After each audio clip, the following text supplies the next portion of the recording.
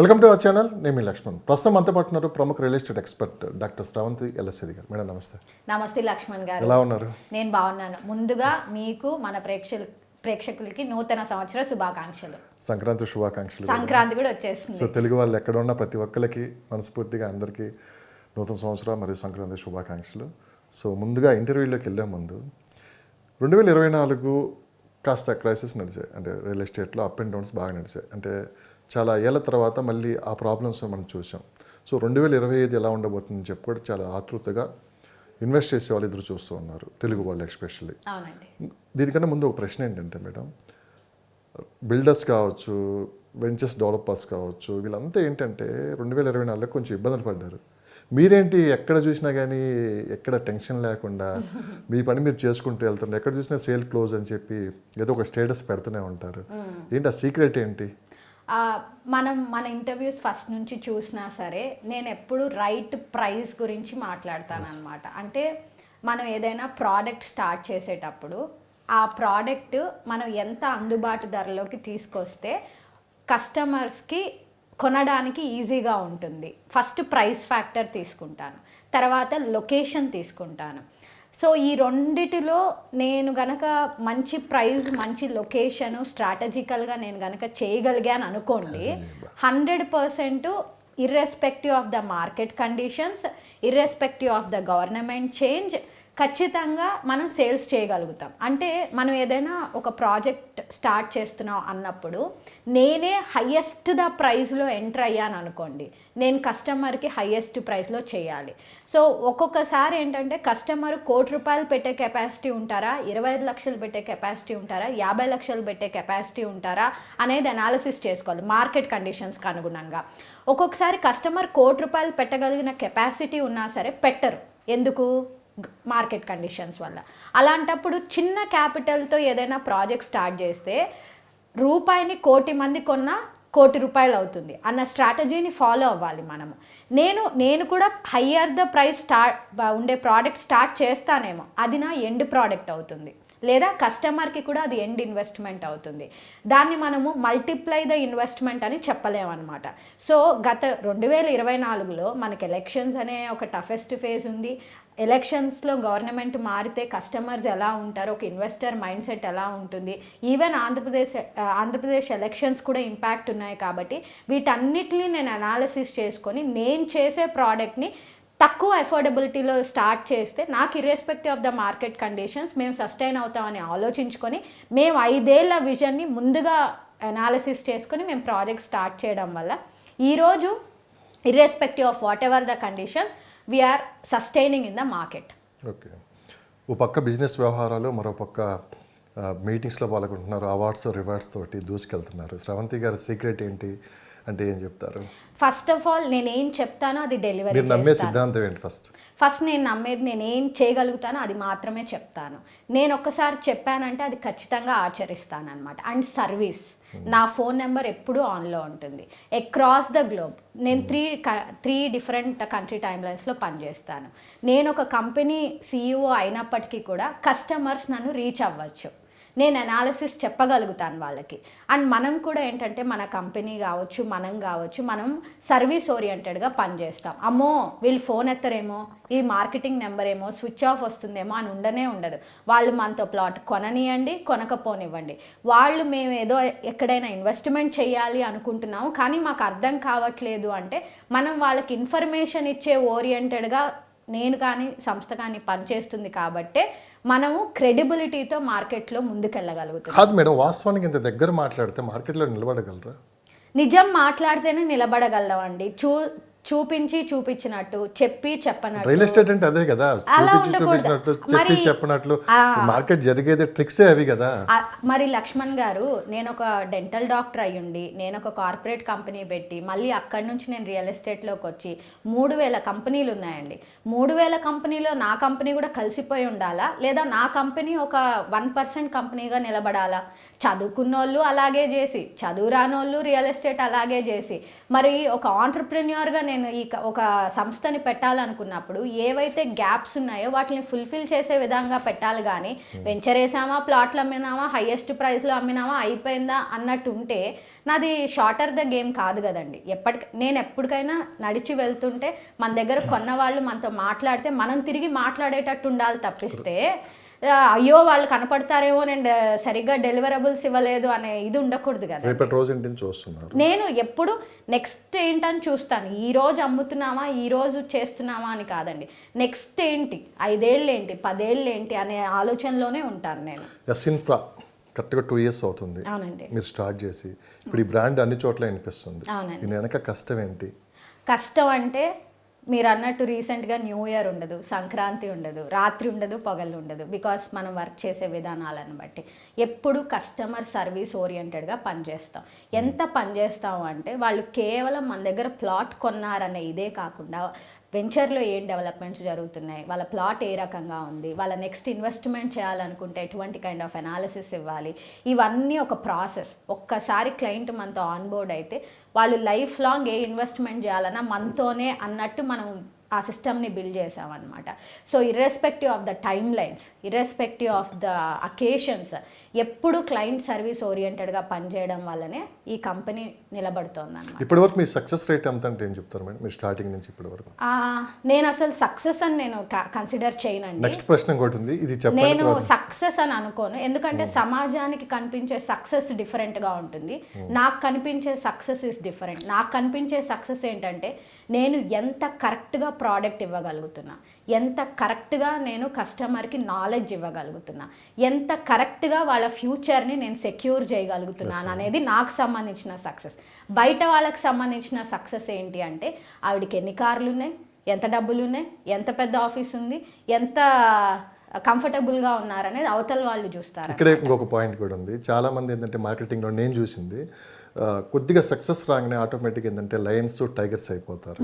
పెద్ద ఎత్తున ఒక మీటింగ్స్, ఒక దేవుళ్ళలాగా వాళ్ళని కొలవాలని చెప్పి అవతల ఉన్న ఏజెంట్స్ని కూడా వాళ్ళు భావిస్తూ ఉంటారు. మీరు కూడా గమనించాడు, రకరకాల మీటింగ్స్లో ఏదో జరిగిపోయింది, ఇంకా అసలు బ్రహ్మాండం బద్దలైపోయింది, ప్రపంచాన్ని జయించే అంత ఫీలింగ్లో ఉంటారు. బేసిక్గా వాస్తవానికి మీరన్నట్లు ఇప్పుడు చెప్పారు కదా, నా సక్సెస్తో పాటు నేను ఎవరికైతే ప్లాట్స్ ఇప్పించానో వాళ్ళు కూడా హ్యాపీగా ఉంటేనే అదే నాకు సక్సెస్ కూడా చెప్పారు. ఏంటి మేడం అలాంటి వాటికి మీరు దూరంగా ఉంటానికి కారణం ఏంటి? మీరు నాకు పరిచయం దగ్గర 3 ఏళ్ళు అవుతుందండి. మీరు ఏ రోజైనా నన్ను అలాంటి మీటింగ్స్లో చూసారా? లేదా మన కంపెనీ ఏ రోజైనా అలాంటి మీటింగ్స్ని ఆర్గనైజ్ చేసిందా? లేదు కదా. పని చేసేటప్పుడు మనం ఫాలో అవ్వాల్సింది ఏంటి అంటే మనం ఎంత ఖచ్చితంగా ఉన్నాము, ఎంత రైట్ ప్రైస్లో అమ్ముతున్నాము, లీగల్గా ఎంత క్లియర్ ఉన్నాము, భూమి కనిపించే భూమిని అమ్ముతున్నామా లేదా, కనపడుతుందా లేదా, ఇది మాత్రమే నేను ఆలోచిస్తాను. నేను కానీ, మన టీం కానీ, మన మార్కెటింగ్ సిబ్బంది కానీ ఎవరైనా సరే వాళ్ళకి ఎలా కష్టపడాలి, ఎలా పనిచేయాలి, ఎలా ఉండాలనేది మేము చెప్తాం. అంతేగాని నా సక్సెస్ని నేను ఎంతవరకు చూపించగలుగుతాను అనేది నాకు సంబంధించిన విషయం, ఫస్ట్ థింగ్. అంతేగాని నాలాగా ఇంకో 100 మందిని నేను తయారు చేయాలి అంటే అది నేను ఎలా తయారు చేయాలో నాకు తెలుసు. నేను ఆల్రెడీ రియల్ ఎస్టేట్ సెక్టార్లో ఉన్న వాళ్ళకంటే కూడా నేను నా క్లయింట్స్నే చాలామందిని మేము ఛానల్ పార్ట్నర్స్గా మార్చాం. అంటే కొత్త ఇన్కమ్ సోర్సెస్ని జనరేట్ చేసామన్నమాట. And at the same time ఏంటంటే ఈ ఇండస్ట్రీలో చాలా తొందరగా మనీని ఎర్న్ చేసే క్యాపబిలిటీ ఉంటుంది. ఆ మనీ ఎర్న్ చేసే ప్రాసెస్లో మీరు కేవలం మార్కెటింగ్ మీద ఫోకస్ చేశారనుకోండి, ఆ marketing phone number switch off అయిపోవాల్సిందే. అవును. మీరు ఫోకస్ చేయాల్సింది ఏంటంటే మీరు ఏ కంపెనీకి పనిచేస్తున్నారు, ఆ కంపెనీ మీకు ఎలాంటి ప్రోడక్ట్స్ ఇస్తుంది, మీరు అమ్మితే మళ్ళీ అది ఎగ్జిక్యూట్ ఎలా చేయగలుగుతారు, and at the same time me phone మళ్ళీ ఆన్సర్ చేయగలుగుతారా లేదా, ఇవన్నీ చూసుకోవాలి. ఈ మీటింగ్లు, star hotels meetings, motivational speakers ఇవి కాదండి. ఆ చెప్పే మోటివేషనల్ స్పీకర్ని అమ్మమనండి, ఒక ప్లాట్ కరెక్ట్గా చెప్పారా, అమ్మమనండి. Site విజిట్కి వెళ్ళమనండి, subject మాట్లాడమనండి. ఇవన్నీ మన రోజువారీ రోజులో మన అమ్మ చెప్పేది, నాన్న చెప్పేవే. కాకపోతే ఎఫెక్ట్స్ అంతే, ఒక స్టేజ్ మీద ఒక మ్యూజిక్తో ఒక తో చెప్తే కొంచెం ఎక్కుతుంది 3 సంవత్సరాలు సినిమా తీసి ఒక 2 అవర్స్ లో మనం చూసినట్లయితే ఇక్కడ కనపడుతుంది. అంతే అండి. సో మీకు సెల్ఫ్గా మీరు మోటివేట్ చేసుకుంది. ఎందుకంటే మన బ్యాంక్ బ్యాలెన్స్ మనకు తెలుసు కదా, 1వ తారీఖు వస్తే ఏదో మనకు తెలుసు. కాబట్టి మీరు ఆలోచించండి. ఇవన్నీ ఏంటంటే అండి ఒక్కొక్క కంపెనీది ఒక్కొక్క స్ట్రాటజీ అండి. ఒక్కొక్క కంపెనీ ఒక్కొక్క విధి విధానాలతో పనిచేసి, ఇప్పుడు 100 ఎకరాలు ఉన్న వెంచర్ అమ్మాలి అంటే 100 మంది కావాల్సిందే. 100 మంది కావాలంటే వాళ్ళు 500 మందిని రీచ్ అవ్వాలి. 500 మందిని రీచ్ అయితే సగం మంది వస్తారు వెంచర్ ఓపెనింగ్. ఇక్కడ తక్కువ టీం తోటి మీరు పనిచేస్తారు, ఎక్కువ పెద్దగా టీం ఉండదు, మీరే మొత్తం ప్రతిదీ కాల్ లిఫ్ట్ చేసి మాట్లాడతారు. కేవలం ఏదన్నా ఎమర్జెన్సీ అయితే తప్పించి వేరే వాళ్ళని వాడరు అని చెప్పి కూడా విన్నాం. అంటే యాక్చువల్లీ 2025లో కొంచెం డిఫరెంట్గా ఇంటర్వ్యూ వెళ్తుంది. ఇప్పటి వరకు ఏంటంటే ఎక్కడ రేట్లు పెరుగుతాయి ఏంటి అని కాకుండా కొన్ని విషయాలు మనం మీతో చెప్పిద్దామని చెప్పి ప్రయత్నం చేస్తాం. తప్పకుండా. బేసికల్గా ఏంటంటే అండి, నేను మాట్లాడినట్టు నా టెలికాలింగ్ టీం మాట్లాడదు. ఐ నెవర్ నో, ఎవరైనా ఫోన్ చేయొచ్చు ఆ నెంబర్కి. సో నేను మాట్లాడినట్టు, నేను అడిగినట్టు మిగిలిన వాళ్ళు అడగకపోవచ్చు. బేసికల్గా మనం ఇన్వెస్ట్మెంట్ పోర్ట్ఫోలియో కంపెనీగా పనిచేస్తాం. అంటే మీరు నాకు ఫోన్ చేసినా సరే, మీరు ఎక్కడి నుంచి మాట్లాడుతున్నారు, మీరు ఎందులో ఇన్వెస్ట్మెంట్ చేయాలనుకుంటున్నారు, ప్లాటా, హౌసా, కమర్షియలా, ప్రైవేట్ ల్యాండా, మీ దగ్గర ఎంత బడ్జెట్ ఉంది, మీరు ఎందుకు కొనాలనుకుంటున్నారు, మీ పర్పస్ ఏంటి, ఇవన్నీ అడుగుతామన్నమాట. డే 1 నుంచి ఇదే మాట చెప్తాం. అవునండి, అవును. అన్నీ అడుగుతాం. అడిగిన తర్వాత ఓకే సార్, మీకు మేము మళ్ళీ కాల్ బ్యాక్ చేస్తామని చెప్పి ఆ కస్టమర్ యొక్క అనాలిసిస్ మనం తీసుకొని మళ్ళీ కాల్ షెడ్యూల్ చేసుకుంటాం. ఇదే నా టీం కూడా మాట్లాడతారు. ఎందుకంటే రోజులో వచ్చే ఫోన్ కాల్స్ అన్నీ నేను మాట్లాడకపోవచ్చు. బట్ ద పాయింట్ ఏంటంటే, నేను మాట్లాడే విధానం వల్ల కస్టమర్కి ఉన్న భయాలు కూడా పోతాయి. ఎందుకంటే మేము వాళ్ళు మాట్లాడుతున్నప్పుడు ఎంతసేపు మేము ఒక కంపెనీగా మాట్లాడాం. అవునా అండి, మీ హిస్టరీ ఏంటి, మీరు ఇంతవరకు ఎందుకు ఇన్వెస్ట్మెంట్ చేయలేదు, ఆల్రెడీ చేసిన ఇన్వెస్ట్మెంట్స్ వల్ల మీకు ఏమైనా బ్యాడ్ ఎక్స్పీరియన్సెస్ ఉన్నాయా. ఒక కస్టమర్తో మనం ఈచ్ కస్టమర్ ప్రొఫైల్ నా బ్రెయిన్లో ఉంటుంది. వాళ్ళు నాన్నకు తెలిసి కొన్నారా, హస్బెండ్కి తెలిసి కొన్నారా, ఎలా కొన్నారు, ప్రతిదీ నాకు నా బ్రెయిన్లో ఉంటుంది. అంటే వాళ్ళు ఇన్వెస్ట్మెంట్ చేయాలి అంటే ఎటువంటి కైండ్ ఆఫ్ స్ట్రాటజీ అప్లై చేస్తారనేది కూడా నేను అర్థం చేసుకుంటాను. సో కస్టమర్ మైండ్ సెట్ని కనుక మనకు అర్థమైపోయిందంటే ఆ డీల్ క్రాక్ చేయడం చాలా ఈజీ అనమాట. నిజానికి చెప్పాలంటే కంపెనీలో యజమాని నేనే, పెద్ద పాలేరు నేనే అనమాట. దానివల్ల ఏంటంటే నేను ఎక్కువ టైము కస్టమర్స్ని అనాలిసిస్ చేయగలుగుతాను. ఎలా ఐడెంటిఫై చేస్తారు మేడం ఒక కస్టమర్? బేసికల్గా ఏంటంటే అండి, మనకు వచ్చే కాల్స్ చాలా వరకు ఇన్వెస్ట్మెంట్ చేయాలని ఇంటెన్షన్తో ఉన్న వాళ్ళే చేస్తారు. ఎందుకంటే వీడియోస్ చూసి కావచ్చు, లేదా మన ఇంటర్వ్యూస్ చూసి కావచ్చు, లేదా ఎక్కడో దగ్గర ముందు కొనాలనుకున్న వాళ్ళు ముందు ఇన్ఫర్మేషన్, మనం ఎట్లయితే ఎక్కడికైనా వెళ్ళాలంటే గూగుల్లో అన్నీ చూసుకుంటాం, అలా చూస్తారనమాట. చూసినప్పుడు మనకు వచ్చే కాల్లో వాళ్ళు కొన్నిసార్లు ఏంటంటే మేము కొనాలి అనుకుంటున్నాం అంటారు, కొన్నిసార్లు మనమేంటో తెలుసుకోవాలనుకుంటారు. సో బట్ మనం ఓపిక్గా మాట్లాడతాం. 2-3 కాల్స్ మనం ఓపిక్గా అర్థం చేసుకుంటాం. మనకు ఫస్ట్ 2-3 కాల్స్లోనే తెలిసిపోద్ది ఈ కస్టమర్ టైం పాస్ చేస్తున్నారా లేకపోతే సీరియస్ ఉన్నారా అని చెప్పి. దాన్ని బట్టి మనం 50% ఫిల్టరేషన్ అనేది జరిగిపోద్ది అనమాట. సో ఎందుకంటే ప్రతి కస్టమర్ కాల్ వచ్చిన ప్రతి కస్టమర్ కొంటే నేను చాపర్లో తిరగాల, అలా ఉండదు.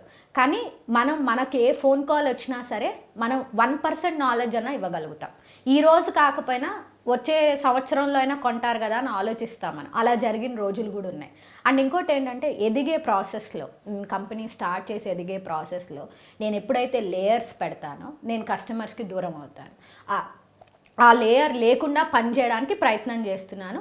ఎప్పుడైతే మనం ఇంకా ఎక్కువ మంది ఫ్యామిలీస్ని రీచ్ అవుతామో అప్పుడు వాటికంటూ సపరేట్ సిస్టమ్స్ని ఎస్టాబ్లిష్ చేస్తాం. చాలా బలంగా ఫిక్స్ అయినట్టున్నారు రియల్ ఎస్టేట్ లేదు ఒక ట్రెండ్ సృష్టించాలని చెప్పి. ఆల్రెడీ మనం చేస్తున్నాం కదా లక్ష్మణ్ గారు. మన కంపెనీ యూఎస్పీ ఏంటి, రీసేల్ మనం చేస్తాం. మన ప్రోడక్ట్ మీరు ఏదైనా తీసుకుంటే రీసేల్ మనం చేస్తామని మనం కంపెనీ స్థాపించిన రోజే మీకు చెప్పాను కదా, మనం ఈ 3000 కంపెనీలో కలిసిపోయి ఉండాలా, మనం సపరేట్గా నిలబడాలి. డే 1 చెప్పిన మాట ఇది. సో దానికి అనుగుణంగానే ఫాలో అవుతున్నాను కదండి. అందుకే మిమ్మల్ని బయట మార్కెట్ వర్గాల్లో ఒక మాట అంటారు, ఈ డాక్టర్ శ్రవంతి అలసరి అందరిలాంటి అమ్మాయి కాదు రియల్ ఎస్టేట్లో అని చెప్పి ఒక మాట ఎప్పుడు వినిపిస్తూ ఉంటుంది.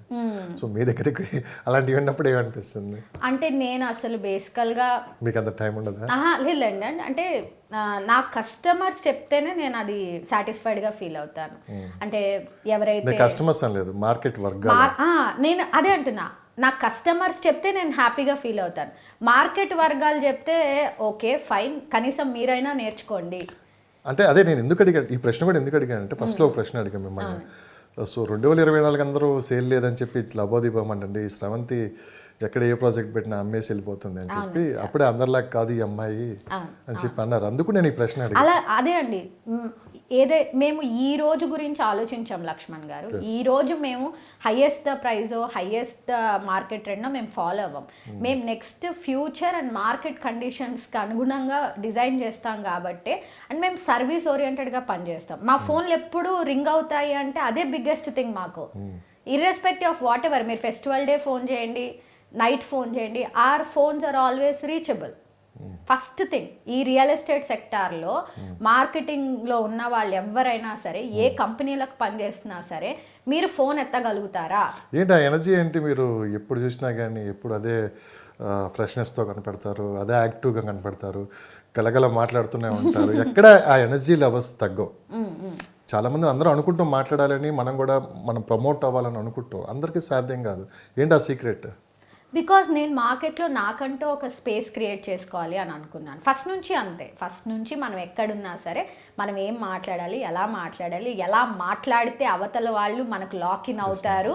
ఆ 5 నిమిషాల టైం పీరియడ్లో నేను అవతల వాళ్ళని మనమే మన దగ్గరే వాళ్ళ ఇన్వెస్ట్మెంట్స్ ఉండాలి, లేదా మనం అట్లీస్ట్ వాళ్ళ దగ్గరికి వెళ్ళి కలవాలి అన్న ఆ టైం పీరియడ్ ఉన్న టైం పీరియడ్లో, ఆ 5 minutes ఆఫ్ టైం పీరియడ్లో మనం every person is an opportunity అండి. నేను ఫస్ట్ టైం మీతో సరిగ్గా మాట్లాడలేదు, సెకండ్ టైం మీరు వేరే వాళ్ళు చెప్పినా సరే ఆవిడ నాతో అయితే సరిగ్గా మాట్లాడలేదని మీకు అదే ఇంప్రెషన్ ఉంటుంది కదా. సో ప్రతిరోజు నేను కలిసే ప్రతి పర్సన్తోనూ నేను అలాగే ఉండాలి. ఎందుకంటే every person is an opportunity, every person is important to me. కాబట్టి నేను ప్రతి ఒక్కరితోనూ ఫస్ట్ మనల్ని చూడంగానే మనం వాళ్ళకి ఆ పాజిటివిటీ ఇచ్చామంటే బిజినెస్ తర్వాత ఆటోమేటిక్గా. బట్ మనమైతే ఎటువంటి కైండ్ ఆఫ్ నెగిటివ్ ఆరా అయితే ఇవ్వకూడదు కదా. నేను ఒక కంపెనీ CEO అని అరగెన్సీ మనకు ఉండకూడదు. అల్టిమేట్లీ అవతల వ్యక్తికి మనం ఏం ఇంప్రెషన్ ఇస్తున్నాము అనే దాన్ని బట్టే అవతల వాళ్ళు మనల్ని ఎంచుకోవాలా లేదా అని ఉంటుంది. ముందు ఎక్కడి నుంచి వచ్చాము కూడా చూస్తారు మీరు, స్టార్టింగ్ మనం ఎక్కడి నుండి ఎలా డెవలప్ అయ్యాం కూడా చూస్తూ ఉంటారు. 100%. సో ఫైనల్గా ఇంకొకటి, సరిగ్గా బిజినెస్ గురించి ఇప్పుడు మనం మాట్లాడుకుంటున్నాం. మార్కెట్ కూడా కొంచెం బాగుంది ఈ 2 months నుంచి అని చెప్పి కూడా మార్కెట్ వర్గాల్లో చర్చ నడుస్తుంది. సో ఇప్పుడు కాస్త విజిటర్స్ పెరిగారు, కొనడానికి ఇష్టపడుతున్నారు హైదరాబాద్ చుట్టుపక్కలనే. సో ఇదేంటంటే మనకి నవంబర్, డిసెంబర్, జనవరి అనేది NRI మార్కెట్ అంటారు. ప్రతి సంవత్సరం ఈ 3 నెలలు అయితే ఎక్కువ మంది NRIలు ఇండియా వస్తూ ఉంటారు. సో ఎక్కువ రియల్ ఎస్టేట్లో ఇన్వెస్ట్ చేయడానికి ఎక్కువ ఆసక్తి చూపుతారు. కానీ గతంలో జరిగిన పరిణామాలను మనం దృష్టిలో పెట్టుకొని కాస్త ఇప్పుడు 1-2 సార్లు ఎంక్వైరీ చేసుకొని మన ముందుకు వస్తున్నారు. సరే NRI మార్కెట్ ఎలా ఉంది మేడం, ఎలాంటి కాల్స్ వస్తున్నాయి, ఎలాంటి ప్రాపర్టీస్ వాళ్ళు అడుగుతున్నారంటే ఏం చెప్తారు? ఫస్ట్ థింగ్ అంటే ఎవ్రీ ఇయర్ మనకు డిసెంబర్ నుంచి మార్చ్ వరకు సీజన్ ఉంటుందండి. Because of Christmas, capital games అని అందరూ వస్తూ వెళ్తూ ఉంటారు. సో లాస్ట్ 2 years తీసుకున్నట్లయితే హైదరాబాద్ ఒకటే ఆప్షన్గా ఉండేది. ఇప్పుడు ఏంటంటే ఆంధ్రప్రదేశ్ వైపు కూడా ఇంట్రెస్ట్ చూపిస్తున్నారు. అండ్ ఇప్పుడు ఏంటంటే ఎక్కువగా ప్రైవేట్ ల్యాండ్స్ చూడడానికి ఇష్టపడుతున్నారు అనమాట. అంటే ఇర్రెస్పెక్టివ్ ఆఫ్ ద ప్లాటింగ్, అంటే ప్లాట్స్ కంటే కూడా ప్రైవేట్ ల్యాండ్స్ ఎక్వైర్ చేసుకుందాము అంటే ల్యాండ్ కొనుక్కొని ఫామ్ హౌసెస్ అలా కట్టేసి రెంటల్ పెట్టేద్దాము అన్నట్టు చూస్తున్నారు. అండ్ ఇంకోటి ఏంటంటే కమర్షియల్ కూడా చాలా బాగుంది, కమర్షియల్ ఇన్వెస్ట్మెంట్స్ కూడా చాలా బాగున్నాయి అన్నమాట. అండ్ ప్లాట్స్ మీద ఇన్వెస్ట్ చేసే వాళ్ళు ఏంటంటే DTCP లిమిట్స్లో ఎక్కువ స్క్వైర్ యార్డ్స్ని ఓన్ చేయడానికి ట్రై చేస్తున్నారు. బట్ అందరి గేమ్ కూడా ఎలా ఉంది అంటే 1 to 4 CR బిట్వీన్ గేమ్లోనే ఉన్నారనమాట. బియాండ్ దట్ క్యాపిటల్ ఇన్వెస్ట్ చేయడానికి ఇప్పుడు ఇష్టపడట్లేదు, డైవర్సిఫై చేస్తున్నారు. మీకు ఎలాంటి కాల్స్ వచ్చాయి లాస్ట్ 1 or 2 months నుంచి? మాకు బేసికల్గా ఈ డిసెంబర్ అంటే మాకు మీరు అన్నట్టు 1 or 2 months నుంచి కూడా ఈ దేవర్ ఎనలైజింగ్, అంటే ఇప్పుడు ఏ హైవే చూస్ చేసుకోవాలి, ఎన్ని ఎకరాలు కొంటే మంచిగా ఉంటుందా, లేకపోతే ఎలా తీసుకోమంటారు, ఇలాంటి అంటే మల్టిపుల్గా మనం మాట్లాడుకుంటున్నట్టు వాళ్ళ ఇన్వెస్ట్మెంట్ని ఒక చోట పెట్టకుండా, ఒక చోట పార్క్ చేయకుండా డైవర్సిఫైగా చూడాలనుకుంటున్నారు. అండ్ ఇక్కడ 2 ఉన్నారండి. ఎవరంటే నెక్స్ట్ మళ్ళీ ఎనీ గవర్నమెంట్ చేంజ్ వచ్చినా సరే మళ్ళీ స్కై రాకెటింగ్ ప్రైజెస్ అవుతాయి కాబట్టి ఇప్పుడు కొనేసుకుందాం అన్న వాళ్ళు ఉన్నారు. ఆ కొనాలనుకునే వాళ్ళు మాత్రం స్టేబుల్గా ఉండే ప్లేస్లోకి వెళ్దాము, మళ్ళీ అన్సర్టెనిటీ ఉండకూడదు అనుకుంటున్నారు. ఇంకొంతమంది ఎలా ఉన్నారు అంటే మనకు రెంటల్స్ రావాలి, మనం ఏదైనా సరే ప్రైవేట్గా ఓన్ చేసుకొని మనం రెంటల్ బిజినెస్ లాగా ఆలోచించాలి. ఎందుకంటే ఈ రీసెంట్ టైమ్స్లో మనకు ఏంటంటే ఈ ఫామ్ హౌసెస్ కల్చర్ కావచ్చు, గెస్ట్ హౌసెస్ కల్చర్ కావచ్చు, షూటింగ్స్ పర్పస్గా స్టూడియోస్ కావచ్చు, అంటే మన దగ్గర ఏదైనా ఒక ప్రాపర్టీ ఉంది అంటే దాన్ని ఎలాగైనా ఇన్కమ్గా జనరేట్ చేసుకోవచ్చు కదా అన్న దాంతో కూడా ఉన్నవాళ్ళు ఉన్నారనమాట. సో మొత్తానికైతే పీపుల్ ఇన్వెస్ట్మెంట్ చేయడానికి రెడీగా ఉన్నారు, కానీ వాళ్ళని మనం చెప్పాలి ఏ ప్రైస్లో ఎలా పెడితే మీకు ఎలా వస్తుంది అని. ఎందుకంటే అల్టిమేట్గా మళ్ళీ వాటిని వాళ్ళు వాళ్ళ కోసం ఉంచుకున్న ప్రైస్ పెరిగి ఉండాలి, లేదా వాళ్ళు ట్రేడ్ అమ్మేసినా సరే వాళ్ళకి ప్రైస్ రావాలి కదా. అంటే మన రియల్ ఎస్టేట్ సెక్టార్లో మనం ఏంటంటే మినిమం 7 years అన్న టైం పీరియడ్ ఉండాలి మల్టిప్లై అవ్వడానికి. ఇప్పుడు చెప్పండి మేడం, కరెక్ట్గా 2025లో ఇన్వెస్ట్ చేయడానికి ముందుకు వస్తున్నారు, భయాలన్నీ తొలగిపోయాయి, ఒక క్లారిటీకి వచ్చారు. సో ఎలాంటి ప్రాపర్టీస్లో ఇన్వెస్ట్ చేస్తే మంచి అప్రిషియేషన్ వస్తుంది అంటే చాలామంది చాలా లొకేషన్స్ చెప్తూ ఉంటారు, కానీ ఈసారి నేను ఏమంటున్నా అంటే ప్రాపర్టీస్, ఎలాంటి ప్రాపర్టీస్ కొనాలి, నిజంగా అట్లనే ఇన్వెస్ట్ చేసి ఒక 5 years తర్వాత ఎలా ఉంటుంది అంటే మీరు ఏం చెప్తారు మీకున్న అనుభవంతో? ఇక్కడ ఇన్వెస్ట్మెంట్స్ ఎప్పుడు 2 రకాలుగా ఉండాలండి. ఇప్పుడు ఇన్వెస్ట్మెంట్ చేసేసి ఇప్పుడు కొనేసి నాకు వెంటనే రెంటల్స్ వచ్చేయాలి అనేవాళ్ళు హై రైజెస్లో, హై ఎండ్ ప్రైజెస్లో వెళ్ళిపోతారు. అంటే నాకు నెలకి ₹1,00,000 రెంట్ రావాలి అనుకునే వాళ్ళు ఉంటారు. వాళ్ళు ప్రిపేర్ అవుతారు, వాళ్ళు ప్రిపేర్ అయిపోయి హై ఎండ్లో ప్రోడక్ట్ కొంటారు, హై ఎండ్లో రెంటల్స్కి ఇచ్చేస్తారు. అదొక సెక్టార్ ఆఫ్ పీపుల్. ఇంకొంతమంది ఎలా ఉంటారు అంటే ఇనీషియల్ స్టేజెస్లోనే ఇన్వెస్ట్మెంట్ చేసేస్తారు, చేసేసి ఆ ప్రోడక్ట్ డెలివరీ వచ్చే టైంకి, అంటే ఇది పెద్ద బ్రాండ్స్తోనే మాట్లాడుతున్నాం, ఆ ప్రోడక్ట్ డెలివరీ టైంకి మళ్ళీ బిల్డర్స్కే ఇచ్చేస్తారు. ఇది ఒక సెక్టార్ ఆఫ్ పీపుల్. అండ్ ఇంకొకటి ఏంటంటే కమర్షియల్ స్పేసెస్ కూడా వర్చువల్ స్పేసెస్ కాదు, అంటే కనపడిని స్పేసెస్ కాదు, కనపడి సాలిడ్గా commercial space for rentals or for lease purpose ఆలోచించే వాళ్ళు కూడా ఉంటారనమాట. సో ఈ కేటగరైజేషన్స్లో అండ్ మనం మాట్లాడుకున్నట్టు ప్రైవేట్ ల్యాండ్ కూడా కావచ్చు, లేదా ప్లాటింగ్ సెక్టార్స్ కూడా కావచ్చు. అండ్ ఇంకొకటి ఏంటంటే మేము 5 yearsలో ఇండియా వచ్చేస్తాం. సో మాకేంటి అంటే మేము ఒక 600 గజాలు లేకపోతే 1000 square yards అలా ప్లాన్ చేసుకొని మేము ఇల్లు కట్టుకోవాలనుకుంటాం. కాబట్టి మాకు ఇప్పుడు గజం 45,000 ఉన్నా పర్లేదు, 1,00,000 ఉన్నా పర్లేదు అనుకునే వాళ్ళు ఉంటారు. So each client requirement is different. So వాళ్ళు మనకి ఎక్స్ప్లెయిన్ చేస్తున్నప్పుడు, ఎందుకంటే ఒక్కొక్కసారి ఒక్కొక్కరికి ఇల్లు కావాలి, ఒకరికి ల్యాండ్ కావాలి, ఒకరికి పొలం కావాలి, ఒకరికి కమర్షియల్ స్పేస్ కావాలి. సో మనం అది కస్టమర్కి అనుగుణంగా ఉంటుంది, ఈచ్ పర్సన్కి డిఫరెంట్గా ఉంటుంది. మనం ఏం చేయగలగాలి అంటే మనం వాళ్ళ రిక్వైర్మెంట్కి అనుగుణంగా మనం కరెక్ట్గా లీగల్గా ఆ ప్రోడక్ట్ని వాళ్ళకి ఇవ్వగలగాలి. So each sector of real estate has a market. Okay, చాలామంది ఒక ప్రశ్న అడగమన్నారు మేడం, మీరు ఇబ్బంది లేదనుకుంటే మీరు సమాధానం చెప్పండి. సో మా అందరిని ప్లాట్లు కొనమని చెప్తుంది డాక్టర్ శ్రవంతి గారు. ఇంతకీ శ్రవంతి గారు సంపాదించిన డబ్బులు మళ్ళీ రియల్ ఎస్టేట్లో ఇన్వెస్ట్ చేస్తుంది అని చెప్పి కూడా అడిగారు. 100% నేను గోల్డ్ మీద ఇన్వెస్ట్ చేస్తాను, రియల్ ఎస్టేట్ మీద ఇన్వెస్ట్ చేస్తాను, మా ఊర్లో పొలాలు కొనుక్కుంటాను. ఎందుకు అంటే నా బిజినెస్ ఈజ్ బూట్ స్ట్రాప్డ్, అంటే నా కంపెనీలన్నీ నా డబ్బులతో నేను పెట్టుకున్న కంపెనీ కాబట్టి రేపు పొద్దున నాకేమన్నా, మీరు ఎస్ఇన్ఫ్రా హైట్స్ గూగుల్ కూడా చేయండి, మీరు MCAలో 80% of the share is owned by me, అంటే నేను ఎంత క్యాపిటల్ పెట్టి ఉండాలి కంపెనీలో. రేపు పొద్దున నాకు కంపెనీని స్కేలప్ చేయాలి, నేను 100 ఎకరాల ప్రాజెక్ట్ చేయాలి అంటే నా అసెట్స్ అమ్మేస్తాను. నేను ఎవరికి ఫోన్ చేసి నాకు అమౌంట్ కావాలని అడగాల్సిన అవసరం నాకు లేదు. ఎందుకంటే నేను 10 లక్షలున్నా కొంటాను, 25 లక్షలున్నా కొంటాను. అండ్ నేను చేసే ప్రతి ప్రోడక్ట్లోనూ నాకు నా కంపెనీకి ఎసెట్ని పెట్టుకుంటాను. ఎందుకంటే రేపు పొద్దున నాకు అవసరం అన్నప్పుడు నేను వీటిల్నే కొలాటరల్గా పెడతాను, అవసరమా గోల్డ్ తీసుకెళ్ళి పెట్టేస్తాను.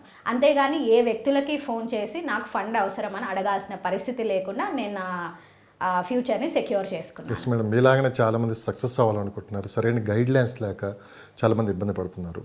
నాట్ ఓన్లీ రియల్ ఎస్టేటు, అంటే రియల్ ఎస్టేట్ అనేది చాలా ఈజీ, అంటే కష్టపడి చేస్తే ఇక్కడ పని అవ్వదు, ఇష్టంగా చేయాలి, మీలా కమిట్మెంట్ ఉండాలి. చాలామంది మహిళలు కూడా ఏంటంటే ఇప్పుడు రియల్ ఎస్టేట్ రంగంలో రావాలనుకుంటున్నారు. సో వాళ్ళకి మీరు ఏం చెప్తారు madam? First all real estate రంగంలో వచ్చే ముందు ఏవే ప్రిన్సిపల్స్ వాళ్ళు పాటించాలంటే? ముఖ్యంగా ఈ ఇండస్ట్రీ అయితే టైంకి సంబంధం ఉండదండి. ఫస్ట్ ఆఫ్ ఆల్ ఇదేం 9 to 6 జాబ్ కాదు. ఓకే, అండ్ ఇంకోటి ఏంటంటే మనం ఆఫీస్లో కూర్చొని పనిచేసే పరిస్థితి కాదు, సైట్కి వెళ్ళాలి, సైట్ తిరగాలి, అంత ఈజీ కాదు, అస్సలు కానే కాదు. టైం లైన్స్ డిఫరెంట్గా ఉంటాయి, ఫోన్ కాల్స్ ఎప్పుడంటే అప్పుడు మాట్లాడాలి. ఎందుకంటే అరచేతిలో మనకు ఎక్కడెక్కడ ఏమేమి జరుగుతుందో అన్నీ తెలిసిపోతూ ఉంటాయి. కాబట్టి ఏదో కస్టమర్ అమెరికాలో చూస్తారు, దుబాయ్లో చూస్తారు, జర్మనీలో చూస్తారు, వాళ్ళకి అప్పుడే గుర్తొస్తాం మనం. ఆ చూస్తున్న టైంలోనే ఫోన్ కరెక్ట్. ఆ టైం మనకి ఇండియన్ స్టాండర్డ్ టైంలో అది రాత్రి 1:30 అయి ఉండొచ్చేమో. ఆ కమిట్మెంట్ కూడా ఉండాలి. అంటే నేను ఎనీ టైం మాట్లాడగలుగుతాను అన్న కమిట్మెంట్ కూడా ఉండాలి. అండ్ ఇంకోటి ఏంటంటే we never know A call ఎలా మనకు టర్న్ అవుట్ అవుతుంది అనేది. సో కాన్షియస్గా ఉండాలి. ప్లస్ ట్రావెల్ ఎక్కువ చేయాల్సి ఉంటుంది, సైట్ విజిట్కి వెళ్ళాల్సి ఉంటుంది. రీసెంట్గా నేను మొన్న ఒక క్లయింట్ని నేను సైట్కి తీసుకెళ్ళాలి అంటే నా డ్రైవర్ ఉన్నారు, కార్ ఉంది, వాళ్ళకి ఎక్స్ట్రా కార్ ఉంది. బట్ వాళ్ళ మైండ్ సెట్ ఎలా ఉంది అంటే because they are HNI clients, okay why can't you drive Sravanthi అన్నారు. నేను ఆ టైంలో నేను ఒక కంపెనీ సీఈఓని కదా, నేను ఎలా కార్ డ్రైవ్ చేస్తూ వాళ్ళని తీసుకెళ్ళాలి అని ఆలోచించాను. ఇది జరిగిన ఇన్సిడెంట్ రీసెంట్గా ఆలోచించారా అని ఆలోచించలేదు. జనరల్గా ఆలోచిస్తారు, జనరల్గా ఆలోచిస్తారు. కానీ ఓకే ఫైన్ అండి అని నేను డ్రైవింగ్ సీట్లో కూర్చొని, ఆవిడ నా పక్కన కూర్చొని, వాళ్ళ ఫ్యామిలీ వెనకాల కూర్చొని, వెనకాల మళ్ళీ వాళ్ళకు పెట్టిన కార్లు మా స్టాఫ్ ఫాలో అవుతుంటే నేను సైట్కి తీసుకెళ్ళాను. ఫ్యామిలీ మెంబర్ లాగా మిమ్మల్ని భావిస్తున్నారు. ఎస్ అంత దగ్గరయ్యారు.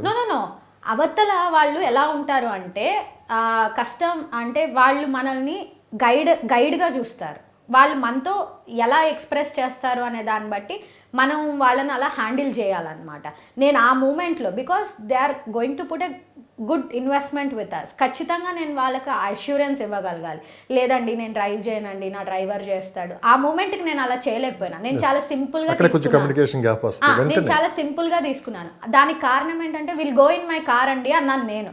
వాళ్ళ దృష్టిలో will go in my car అంటే ఐ విల్ డ్రైవ్ అని అర్థం. ఎందుకంటే ఫారిన్ కంట్రీస్లో వాళ్ళే డ్రైవ్ చేసుకుంటారు, ఏ కంపెనీ సీఈఓ అయినా ఎవరైనా సరే. సో మనం అలాంటి కార్పొరేట్ స్టైల్ని ఇక్కడ ఇన్కార్పొరేట్ చేసి పనిచేస్తున్నాం కాబట్టి 100% ఏంటంటే కస్టమర్స్ అనే కాదండి, మన కంపెనీకి ఎవరు అప్రోచ్ అయినా, మనతో ఎవరు మాట్లాడినా సరే మనం వాళ్ళకి చాలా గ్రౌండ్ రిలేటెడ్గా, చాలా రియాలిటీ ఓరియంటెడ్గా ఉంటాం కాబట్టి వీఆర్ సస్టైనింగ్. చాలామంది మీలాంటి ఎక్స్పర్ట్స్ కావచ్చు, లేకుంటే ఏజెంట్స్ కావచ్చు, పెద్ద పెద్ద కంపెనీ సీఈఓలు, మాకు కస్టమర్లే దేవుళ్ళు అంటారు.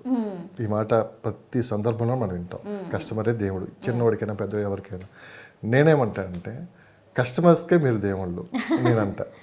కస్టమర్స్కి మనం దేవుళ్ళు ఎందుకు అంటే చెప్పిన తర్వాత మీరు ఇప్పుడు మీరు ఒక ప్లాట్ అమ్మారు అనుకోండి, ఒక 10% 2% ఏదో ఒక అమౌంట్ అయితే వస్తుంది. మీరంటే మీరు కాదు, ఏజెంట్ అయినా సరే. ఆ ప్లాటు ఒక 5 years తర్వాత ఒక 50 times పెరిగింది, 50 times 10 times ఇంతకన్నా ఎక్కువ ప్రాఫిట్ అనేది వాళ్ళకి మీరు చూపిస్తున్నారు. అందుకు నేను అంటాను, ఒక మంచి ఎక్స్పర్ట్ కావచ్చు, ఏజెంట్ కావచ్చు, మన కళ్ళ ముందు ఉన్నారంటే మనకి దేవుడు ఎవరంటే కస్టమర్కి వాళ్ళే కదని నేను అంటాను. ఎస్, అదే మీరు ఆన్సర్ కూడా మీరు చెప్పేశారు. మనం ఎప్పుడు వాళ్ళకి దేవుళ్ళం అవుతాం, వాళ్ళు ఎప్పుడు మనల్ని తలుచుకుంటారు అంటే మనం అన్నట్టు మనం మంచి ప్రోడక్ట్ ఇచ్చి అది వాళ్ళ పిల్లల పెళ్ళికో, చదువులకో, లేదా వాళ్ళకో, లేదు వాళ్ళు రిటైర్మెంట్ హోమ్ కట్టుకోవడానికో ఎప్పుడైతే అది మల్టిప్లై అవుతుందో ఆ రోజు డాక్యుమెంట్ తీసుకొని చూసిన రోజు మనల్ని తలుచుకుంటారు. సో 100% మీరు అడిగిన ప్రశ్నలోనే సమాధానం వచ్చేసింది. మరి అలా ఎవరు చేస్తున్నారు, ఎంతమంది చేస్తున్నారు? అదే అందుకే ఈ ప్రశ్న అడిగాను. సో అందుకని అదే అంటున్నానండి, అమ్మేసిన తర్వాత ఫోన్ కాల్ ఎత్తని ఏజెంట్స్, మార్కెటింగ్ సిబ్బంది ఉన్నప్పుడు మరి ఎక్కడ కస్టమర్కి మనం ఇప్పటికైనా ఇన్వెస్ట్ చేసేవాళ్ళు ఎక్కడెక్కడి నుంచో ఫోన్లు వస్తూ ఉంటాయి, గుడ్డిగా నమ్మి ఇన్వెస్ట్ చేస్తున్నారు స్టిల్ ఆన్వర్డ్స్. ఇప్పటికి కూడా వాళ్ళకి మీరు ఏం చెప్తారు ఇప్పటికైనా? నా ప్రశ్న. నేను ఒకప్పుడు ఈ ఇండస్ట్రీలోకి వచ్చినప్పుడు అండి, నేను ఇంతవరకు ఎక్కడా షేర్ చేయలేదు. మీతో ఉన్న మన ఛానల్కి మీతో నాకున్న ఆ అనుబంధంతో నేను చెప్తున్నాను. నేను ఫస్ట్లో రియల్ ఎస్టేట్లోకి వచ్చినప్పుడు నేను చాలా చిన్న అమ్మాయిని, నా దగ్గరికి ఎవరు వచ్చేవాళ్ళు కాదు అస్సలు. నేనంటే వేరే ఇన్స్టిట్యూషనల్గా ఉన్నాను కాబట్టి, అంటే వేరే కంపెనీస్లో ఉన్నాను కాబట్టి ఎప్పుడు పెద్ద మార్కెటింగ్ డైరెక్టర్స్ దగ్గరికి వెళ్ళేవాళ్ళు అనమాట. వాళ్ళేమో సూట్లు గీట్లు వేసుకొని మీరు అన్నట్టు హడావిడిగా ఉండేవాళ్ళు అనమాట. వాళ్ళ వెనకాల 10 మంది నడుచుకుంటూ వస్తూ ఉండేవాళ్ళు, నేనేమో చిన్నదాన్ని అట్లా ఉండేదాన్ని. నా దగ్గరికి ఎవ్వరు వచ్చేవాళ్ళు కాదు, ఎందుకంటే ఏజ్ ఫ్యాక్టర్ అనమాట. అండ్ ఇంకోటేమో ఎంతసేపు వాళ్ళు చేతులు చూసినా ఏం చూసినా సరే ఫుల్ అంటే ఆ స్టైల్ ఆఫ్ ఇదే డిఫరెంట్గా ఉండేది. నేను ఎప్పుడు ఇలా చూస్తూ ఉండేదాన్ని, అరే ఏంటి అన్నట్టు నేను చూస్తూ ఉండేదాన్ని. తర్వాత నాకు ఒకే ఒక కస్టమర్, వాళ్ళు బిజీ ఉన్నారని నా దగ్గరికి వచ్చారనమాట. సో నేను ఆ 20 minutes ఆఫ్ టైం పీరియడ్ నేను నా కంపెనీ గురించి మాట్లాడలేదు. ఓకే, నేను అప్పుడు వేరే కంపెనీలో ఉన్నా, కంపెనీ గురించి మాట్లాడలేదు, ఆ కంపెనీ ప్రోడక్ట్స్ గురించి మాట్లాడలేదు. మీరు ఈరోజు మీతో ఏదైతే చెప్పానో, మీరు ఎందుకు ఇన్వెస్ట్మెంట్ చేయాలనుకుంటున్నారు, మీ దగ్గర ఎంత డబ్బులు ఉన్నాయి, మీరు ఎలా చూశారు, ఈ కంపెనీని మీకు ఎలా తెలిసింది? నేను ఇదే క్వశ్చన్స్ అడిగి మీరు ఇన్వెస్ట్మెంట్ చేయాలంటే హైదరాబాద్లో 4 డైరెక్షన్లు ఉంటాయి, మాస్టర్ ప్లాన్ ఉంటుంది, డిటీసీపీ ఉంటుంది అని నేను ఇన్ఫర్మేషన్ ఇచ్చా. నేను రాసిన పేపర్ని ఆయన జోబీలో పెట్టుకొని వెళ్ళి మళ్ళీ రిటర్న్ నా దగ్గరికే వచ్చి నా దగ్గరే ఇన్వెస్ట్మెంట్ చేశారు. ఆ తర్వాత నుంచి మళ్ళీ ఈ రోజుటి వరకు నేను వెనక్కి తిరిగి చూడలేదు.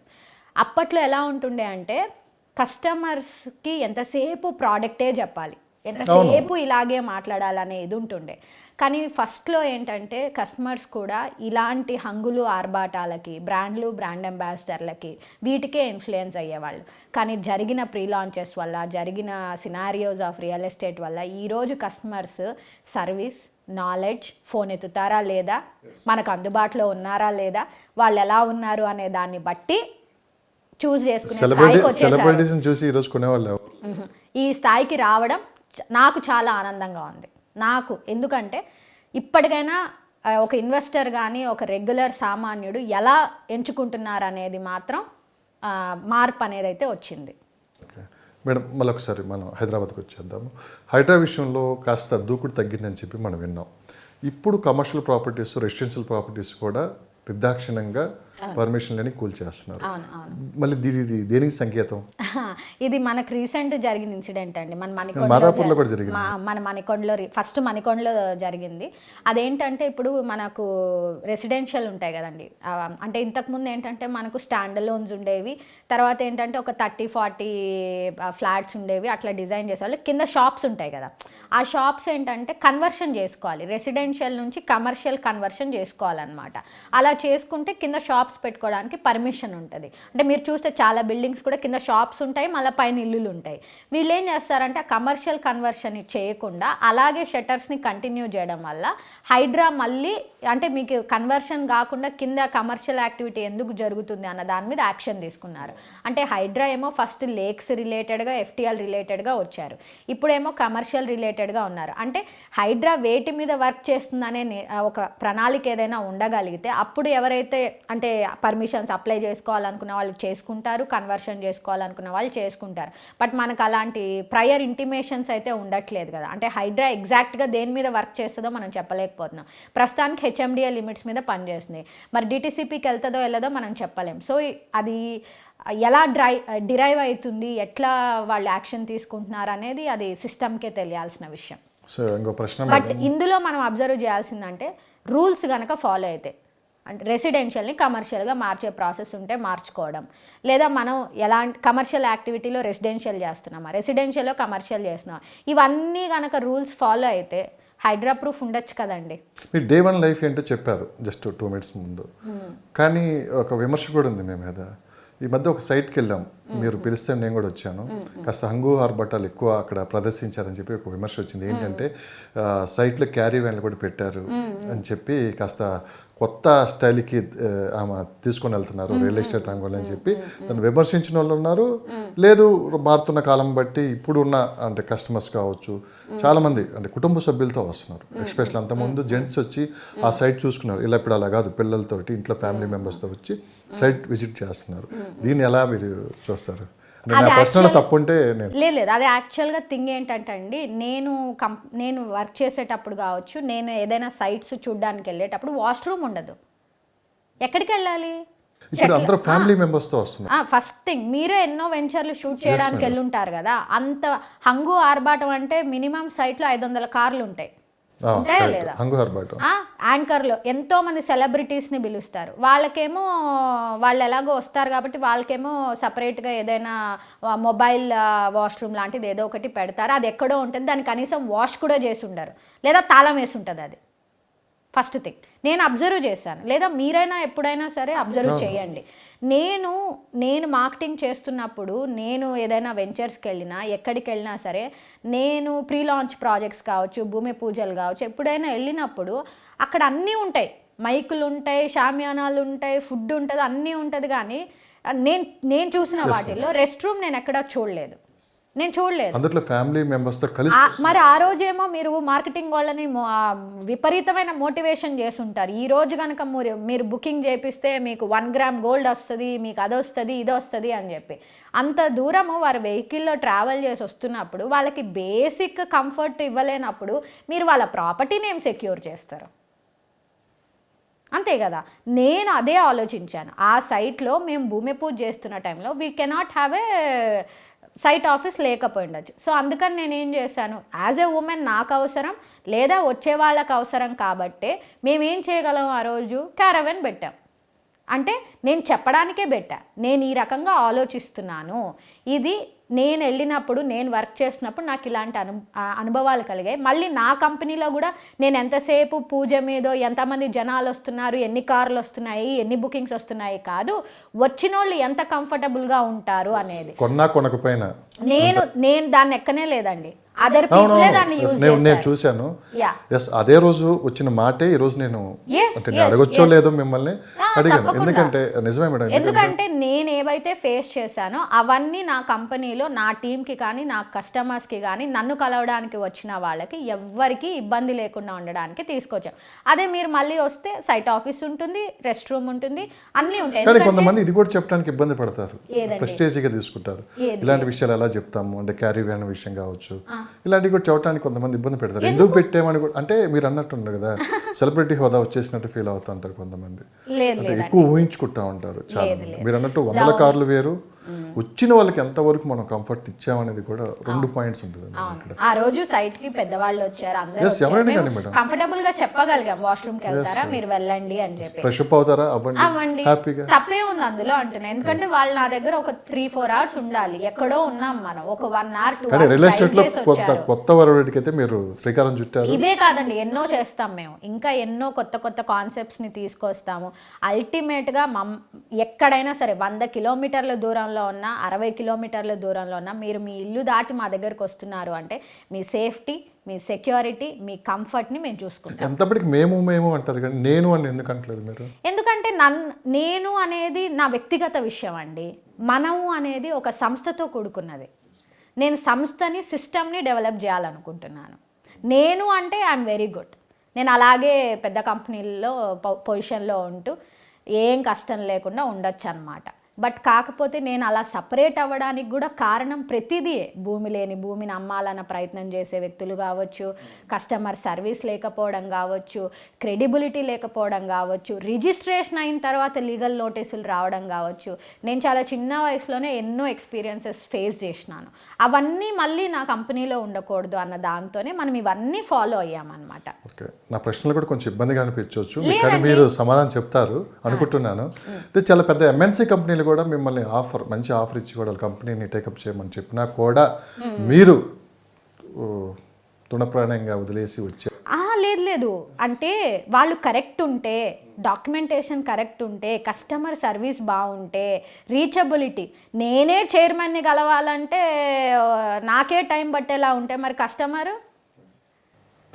పొగరు అమ్మాయికి అన్నారు. ఎలాంటి పొగరు అంటే ఐఎమ్ సెల్ఫ్ రెస్పెక్ట్ అండి. ఫస్ట్ థింగ్ సెల్ఫ్ రెస్పెక్ట్ మనకి కావాలి. Self respect. నేను అమ్ముతున్నాను, నేను మీ బ్రాండ్కి నేను వర్క్ చేస్తున్నప్పుడు నేను నా ఫేస్ కాస్ట్ చేసి నేను అమ్ముతున్నాను అంటే నన్ను చూస్తున్నారు కానీ బ్రాండ్ని, బ్రాండ్ అంబాసిడర్ని, చైర్మన్ ఆ 5 నిమిషాలు కావచ్చు, ఆ గంట కావచ్చు, I'm the one who is explaining the product, I'm the one who is guiding them. కాబట్టి మరి నాకే మీరు ఏంటి డెవలప్మెంట్స్ ఏంటి అని అడిగితే నాకే సమాధానం చెప్పలేనప్పుడు మీరు కస్టమర్స్కి ఏం సమాధానం చెప్తారు? ఇప్పుడు ఏ కంపెనీల్లో అయితే నేనున్నానో లేదా ఏ కంపెనీ అయితే నాకు ఆఫర్ చేసిందో మీరు కరెక్ట్గా ఉంటే నేను హ్యాపీగా వాళ్ళతోనే ఉంటా కదా.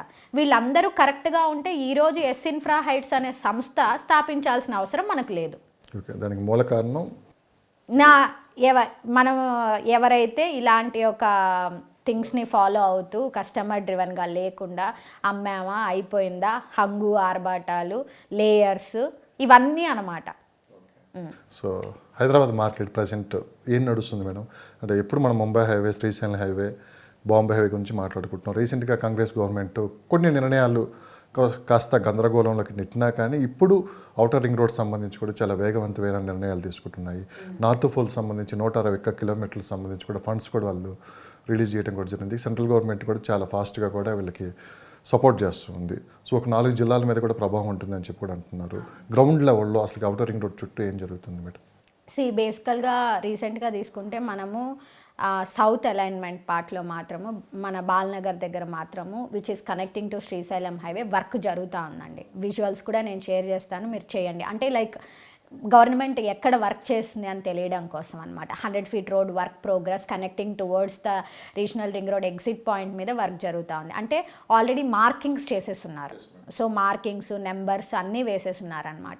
The same thing with the north పార్ట్లో మార్కింగ్స్ చేశారు, కానీ వర్క్ ఎగ్జిక్యూషన్స్ అనేవి స్టార్ట్ చేసే ప్రాసెస్లోకి వెళ్తే 5 ఏళ్లలో ఫినిష్ అవుతుందా లేదా అనేది మనం చెప్పలేమండి. కానీ రీజనల్ రింగ్ రోడ్ వైజ్ మాత్రం వర్క్స్, మార్కింగ్స్, వైడనింగ్స్ అనేవి అయితే ప్రోగ్రెస్ అవుతున్నాయి, 100% అవుతున్నాయి.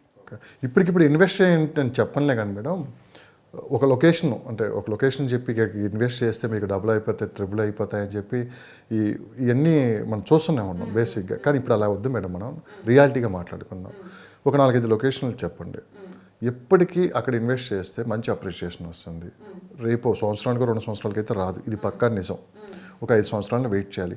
టాప్ బెస్ట్ 5 లొకేషన్స్ ఇక్కడికైనా ఇన్వెస్ట్ చేస్తే, ఈ ప్రాపర్టీలకైనా ఇన్వెస్ట్ చేస్తే మీరు ఒక 5 సంవత్సరాలు కళ్ళు మూసుకుని ఉన్నారంటే ఆటోమేటిక్గా అది మనకి మంచి అప్రిషియేషన్ అయితే వస్తుందంటే ఎట్లా మేడం? ఇప్పుడు అప్కమింగ్ 5 years అయితే బెంగళూరు హైవేని చూస్ చేసుకోండి, తక్కువ క్యాపిటల్లో ఇన్వెస్ట్మెంట్ చేయండి. అప్కమింగ్ నెక్స్ట్ 5 years తర్వాత అంటే మనం అన్ని కండిషన్స్ లేదు, ఇప్పుడున్న ఈ 2025లో ఇన్వెస్ట్ చేసే వాళ్ళకి మాత్రమే నేను చెప్తుంది. వీళ్ళు ఇప్పుడు ఈ 2025లో ఇన్వెస్ట్ చేసే వాళ్ళకి టాప్ 5 లొకేషన్స్ అడుగుతున్నారు. టాప్ 5 అని కాదు కదండి, ఒక హైవేనే చూస్ చేసుకోండి. బెంగళూరు హైవేకి వెళ్ళండి, which is very stable, affordable. First ఏంది అంత డిమాండ్ ఏంది మేడం బెంగళూరు హైవే? బికాస్ స్టేబుల్గా ఉంటుంది ఆ హైవే, స్టేబుల్గా ఉంటుంది. మార్కెట్ కండిషన్స్కి అనుగుణంగా దానికంటూ ఉన్న ప్రైస్ రేంజెస్ కావచ్చు, దానికి ఉన్న అడ్వాంటేజెస్ కావచ్చు. ఆల్రెడీ అది busy highway based upon the employment కావచ్చు, లేదా కనెక్టివిటీ కావచ్చు, లేదా లాట్స్ ఆఫ్ డెవలప్మెంట్స్ కావచ్చు, ఎన్నో డెవలప్మెంట్స్. సౌత్ పార్ట్ ఆఫ్ హైదరాబాద్లో Bengaluru highway has its own prominence అనమాట. అంటే మనము గవర్నమెంట్ రాగానే మనం చూసాం ఫ్యూచర్ సిటీ గురించి, ఫార్మా సిటీ గురించి చూసాం, వరంగల్ హైవే చూసాం, విజయవాడ హైవే చూసాం, ముంబై హైవే చూసాం. ఆల్రెడీ ముంబై హైవే అయితే స్కై రాకెటింగ్ ప్రైజెస్, అది అంటే సాచురేషన్ అని అనలేం కానీ ఒక రకమైన విపరీతమైన ప్రైజ్ అనమాట. అంటే సిటీలో ఉన్న ప్రైజులు అంత దూరంలో కూడా ఉన్నాయి, గజం మనం మాట్లాడుకుంటే. సో ఇలాంటి టైంలో మీరు మీకున్న క్యాపిటల్కి, మీకున్న బడ్జెట్కి, మీరు irrespective of whatever the situations investment చేయాలి అంటే Bengaluru highway will be the suitable highway. First thing suitable highway. Yeah. So next location అంటే రీసెంట్గా ఇప్పుడు ఈ 5 years అంటే విజయవాడ హైవే కొంచెం పికప్ అవ్వచ్చు అని అంటున్నారు. బట్ అక్కడ కూడా మీరు లెస్ దాన్ 50 lakhs ఇన్వెస్ట్మెంటే చేయండి. ఎందుకంటే ఎక్కడ మీ ప్రాపర్టీస్ గురించి మీరు ఎక్కడ మాట్లాడరు, అంటే మీరు మార్కెటింగ్ చేసే ప్రాపర్టీస్ గురించి కానీ లొకేషన్స్ గురించి? ఎందుకంటే అవి మాట్లాడే ప్లాట్ఫామ్స్ కావచ్చు, అవి మనం చేసే మార్కెటింగ్ యాక్టివిటీస్ డిఫరెంట్గా ఉంటాయి కదండి. ఒకళ్ళిద్దరు అడిగారు. ఇప్పుడు మనం ఇన్ఫర్మేషన్ ఇస్తున్న టైంలో మనం సెంట్రలైజ్డ్గా మాట్లాడగలగాలి. మనం నా ప్రోడక్ట్ ప్రమోషనే నేను చేస్తున్నప్పుడు నా ప్రోడక్ట్ యొక్క యూఎస్పీనే నేను మాట్లాడాలి. So different conditions and different సినారియోస్ని బట్టి మనం సరే అలానే వద్దాం. మీ ప్రాపర్టీని మీరు ప్రమోట్ చేసుకుంటే మీకే లాభం కదా, ఇలా చెప్తే మీకేం లాభం? ఇన్ఫర్మేషన్ ఇస్తే జనాలకి తెలుసండి, ఎక్కడ కొనాలి, ఏం కొనాలి, ఎలా కొనాలి, ఎవరితో కొనాలి వాళ్ళకి తెలుసు. సో మనం వాళ్ళకి మధ్యకాలంలో ఈ నాలెడ్జ్ని కూడా అమ్ముకుంటున్నారు. నా ప్రశ్న, నాకైతే ఎప్పుడు మీరు పేమెంట్లు ఇచ్చింది లేదు. ఫస్ట్ మిమ్మల్ని అంటలేదు నేను, మిమ్మల్ని అంటలేదు. నిజంగా నాలెడ్జ్ జరిగితే మిమ్మల్ని అడిగేవాడిని నేను, మిమ్మల్ని నేను అంటలేదు.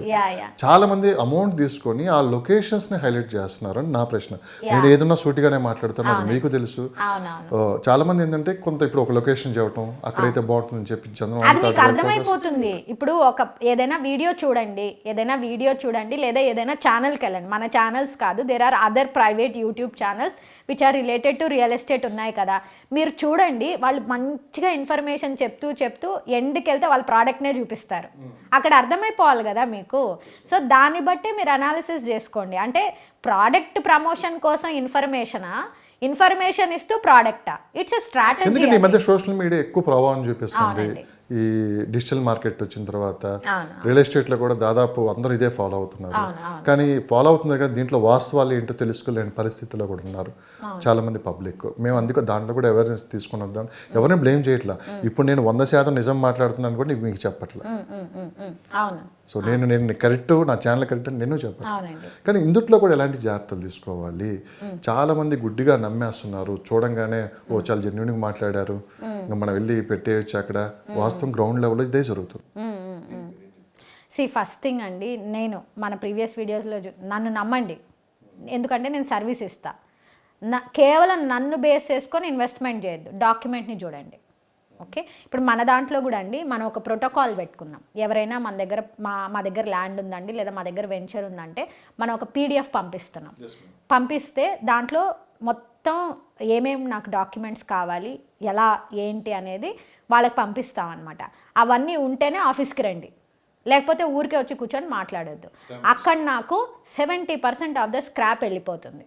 సో మనము ఆ సిస్టమ్ని, ఆ ప్రోటోకాల్ని పంపిస్తామండి. పంపిస్తే ఆ ఉన్నోళ్ళే మన దగ్గరికి వస్తారు, లేకపోతే లేదు. ద సేమ్ థింగ్ ఏంటంటే మీరు కూడా కస్టమర్స్ కూడా లేదా ఎవరైనా ఇన్వెస్ట్మెంట్ చేయాలనుకున్నప్పుడు కంపెనీని చూస్తున్నారు, ఆఫీస్ని చూస్తున్నారు, అన్నీ చూస్తున్నారు కదా.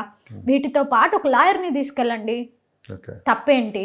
ఒక 25,000గా లక్షలు పెట్టి ప్రాపర్టీ కొంటున్నప్పుడు ఒక 25,000 ఇచ్చి ఒక లీగల్ లాయర్ని మీతో పాటు తీసుకెళ్తే ఏముంది? ఫస్ట్ లీగల్ రూమ్ లో నుంచి ఫస్ట్ లీగల్ రూమ్ లో నుంచి మార్కెటింగ్ రూమ్ లోకి రండి. మీరు ముందు వెళ్ళడమే మార్కెటింగ్ రూమ్ లోకి వెళ్తారు. అక్కడ కూడా వెళ్ళట్లేదు మేడం, ముందు ఆఫర్ రూమ్ ఎక్కడ ఆఫర్స్ అసలు ఇవ్వకూడదండి. ఇప్పుడు స్టిల్ ఇప్పటికి అదే జరుగుతుంది. ₹1,00,00,000 పెట్టి ప్లాట్ కొనుక్కునే దగ్గర కేవలం 10 గ్రాములు బంగారం కోసం ముందు వరుసలో మైండ్ సెట్ ఎక్కడున్నారంటే ముందు వరుసలో ఫస్ట్ ఆ రూమ్ ఎక్కడుంది అడికెళ్ళి ముందు సైన్ పెట్టి ఆ బంగారం తీసుకున్న తర్వాత బుక్ చేద్దానే. కానీ ఒక్కసారి మోసపోయారంటే మటుకు ఇంకా మళ్ళీ వాళ్ళకి ఆ అమౌంట్ తిరిగి వస్తనేది అబద్ధం. ఇంతవరకు వీళ్ళకి వచ్చిందని ఎక్కడైనా చూపించండి మీరు. రాదండి, ఎందుకంటే మన డబ్బు ఒక్కసారి బయలుదేరి వెళ్తుంది అంటే ఇంకా అది వెనక్కి ఎలా రావాలి? రాదు కదా. కోట్ల చుట్టూ తిరగాలి, డబ్బు పోయి పరువు పోయి. మేడం ఒకటి నేను అడుగుతాను, ఈ 2025లో కూడా ఇప్పటికైనా కొన్ని ఎలా అంటే ఇన్వెస్ట్ చేసే వాళ్ళకి ఏది నమ్మాలి, ఏది నమ్మకూడదు? ఇప్పటికైనా మనం ఒక ప్రాపర్టీలో ఇన్వెస్ట్ చేయాలంటే ఎలాంటి జాగ్రత్తలు తీసుకోవాలి? ఒకసారి మాకు వ్యవస్థ చెప్పగలరు? ఫస్ట్ థింగ్ ఏంటంటే అండి, వ్యక్తులు మీకు ఇన్ఫర్మేషన్ ఇస్తారు. దీనికి ఒక్క నిమిషం మేడం. మోసపోతే ఎలా ఉంటుంది, జెన్యున్ ప్రాపర్టీ ఉంటే ఎలా ఉంటుందో ఈ రెండు ఒకసారి ఎక్స్ప్లెయిన్. ఫస్ట్ థింగ్ ఏంటంటే అండి, మీతో మాట్లాడేటప్పుడు ఎవరితో అయినా మనం ఒక కస్టమర్కి మనం ఎక్స్ప్లెయిన్ చేసేటప్పుడు, ఒక క్లయింట్కో ఒక ఇన్వెస్టర్కో మనం చెప్పేటప్పుడు విజన్ చెప్పగలుగుతాం. బట్ మనం చెప్పేవన్నీ కూడా ఏంటంటే డాక్యుమెంట్ వైజ్ క్లియర్ ఉండాలి. డాక్యుమెంట్ వైజ్ చాలా క్లియర్ ఉండాలి. మా లాయరు అంటే మా దగ్గర ఉన్న లీగల్ టీము లేదా మీరు తెచ్చుకునే లీగల్ టీము రెండు సాటిస్ఫై అవ్వాలి. ఫస్ట్ థింగ్ మీకు ఒక పాయింట్ చెప్తానండి, మనకు 1954 నుంచి డాక్యుమెంట్స్ అనేవి చాలా ఇంపార్టెంట్. ఎందుకని అడగండి. ఎందుకు అంటే మన ఇనాం అంటే 1954లో ఇనాందారులు ఉండేవాళ్ళు అనమాట. వాళ్ళు అప్పట్లో కనుక ఆ ల్యాండ్లో పొజిషన్లో ఉన్నట్టు కనుక ప్రూవ్ అయితే ఈ రోజుటికి వాళ్ళు వచ్చినా సరే అది ఎలాంటి స్థలమైనా వాళ్ళకే చెందుతుంది. ఇది ఇనాం చట్టం. డాక్యుమెంట్స్ 1954 నుంచి చూసుకోవాలి మనం, ఎంతమంది దగ్గర ఆ డాక్యుమెంట్స్ ఉంటాయి. ఫస్ట్ థింగ్ లీగల్గా ఏదైనా సరే ల్యాండ్కి సంబంధించిన బిల్డింగ్కి సంబంధించిన ప్రిన్సిపల్స్ అయితే సేమ్ ఉంటాయి.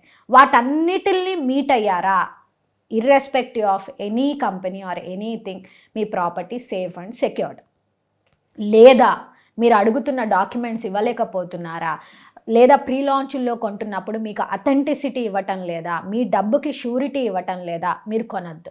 నష్టమేం లేదు, మీ డబ్బు మీ దగ్గర ఉంటే ఏం ప్రాబ్లం లేదు. కానీ తీసుకెళ్ళి అవతల బైబ్యాక్ కాన్సెప్ట్లు కావచ్చు, లేదా ప్రీ లాంచ్లో ఇన్వెస్ట్మెంట్స్ కావచ్చు, లేదా మీకు సంవత్సరంలో ఇంత రిటర్న్ ఎక్కడొస్తుందండి? రిటర్న్స్ ఇంట్రెస్ట్కి ఇస్తేనే కేవలం ఇంట్రెస్ట్కే డబ్బులు వస్తేనే ₹2 ఇంట్రెస్ట్కేనే మీకు తక్కువకి వస్తుంది. 50 లక్షలకు ₹1,00,000 ఉంటాయి. అలాంటిది మీరు బైబ్యాక్ కాన్సెప్ట్లో ఇంత మల్టిప్లై అవుతుందంటే మీరు లాజికల్గా ఎలా నమ్మగలుగుతున్నారు? భూమి లేని భూమి మీద మిమ్మల్ని డబ్బు పెట్టామంటే మీరు ఎలా పెడుతున్నారు? ఒక్కసారి అడగండి, పొజిషన్ చూపించమని అడగండి. మీరే కదా పెడుతున్నారు. ఆ భూమి పొజిషన్ అడగండి, ఆ కమర్షియల్ స్పేస్ పొజిషన్ అడగండి. కమర్షియల్ స్పేసుల్లో కూడా బిల్డింగ్ ఉండదండి, పర్మిషన్స్ రావు, ఏమీ రావు, కొనమంటారు. ఆ కొనడానికి కస్టమర్కి వాళ్ళు చెప్పే థింగ్ ఏంటి అంటే మీకు మంత్లీ రెంటల్స్ ఇస్తామంటారు. అదే ఎండ్ ప్రోడక్టే అమ్మండి, కనపడుతుంది కదా. లేదు అంటే ఇవన్నీ డిఫరెంట్ స్ట్రాటజీస్ అండి. అంటే there are couple of companies market నుంచే ఫండ్ పూల్ చేసి ప్రాజెక్ట్స్ చేస్తున్న వాళ్ళు ఉన్నారు. మీరు రైట్గా చేస్తే తప్పు లేదండి, కానీ సక్సెస్ రేట్ ఎక్కడుంది ప్రీ లాంచ్ ప్రాజెక్ట్స్లో? మార్కెటింగ్ వాళ్ళు మోసపోయి, కొనిపించిన కస్టమర్స్ మోసపోయి, ఇంకా ఎక్కడండి నమ్మే పరిస్థితి ఉంది? ఆ రోజే డాక్యుమెంట్ చూపియండి, నన్ను ఎక్కడ ఇన్వెస్ట్మెంట్ పెట్టిస్తున్నారో చూపియండి, నాకు ఇన్ని డాక్యుమెంట్స్ కావాలి, మీరు ఇంత రాయండి, చైర్మన్ సంతకం కావాలి, ఇంతమంది దీనికి అష్యూరెన్స్ తీసుకుంటున్నారు అని మీరు ఏమన్నా చేయగలిగితే కనీసం మనం కొట్లాడడానికైనా ఉంటుంది.